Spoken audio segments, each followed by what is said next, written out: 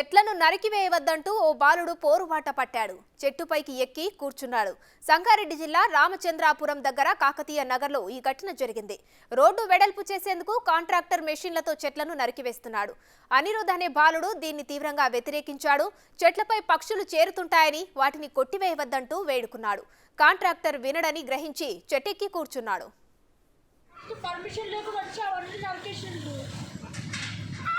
కొంచెం ఒక 1 ఫీట్ అట్టేసుకుంటే ఏమైంది? 1 ఫీట్ అట్టేసుకుంటే చెట్లన్నీ మంచిగా ఉంటుంటాయి కదా. ఎందుకు చెట్టు నరకాలి ఉట్టిగా?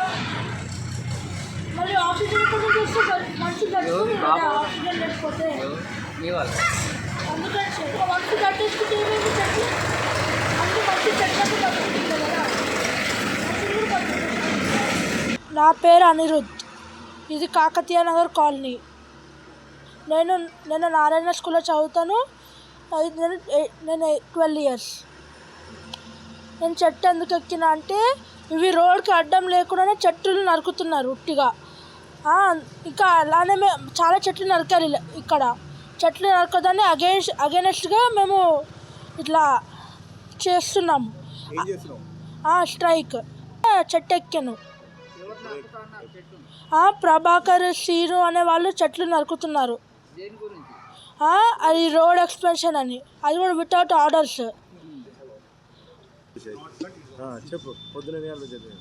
పొద్దున నేను 9కి వచ్చాను. ఇంకా ఇప్పుడు 3:30 or 4 అవుతుంది.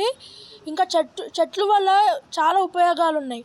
అవి మనకి ఫ్రూట్స్ ఇస్తుంది, గాలి ఇస్తుంది, ఆక్సిజన్.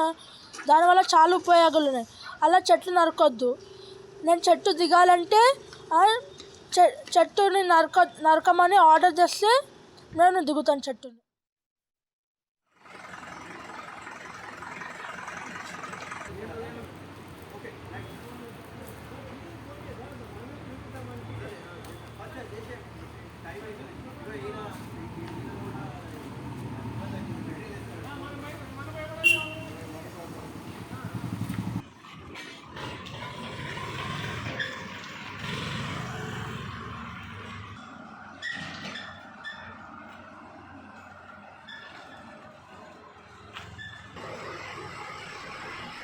చెట్లను నరికివేయవద్దంటూ ఓ బాలుడు పోరుబాట పట్టాడు.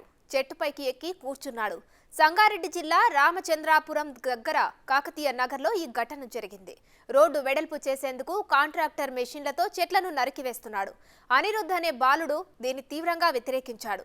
చెట్లపై పక్షులు చేరుతుంటాయని వాటిని కొట్టివేయవద్దంటూ వేడుకున్నాడు.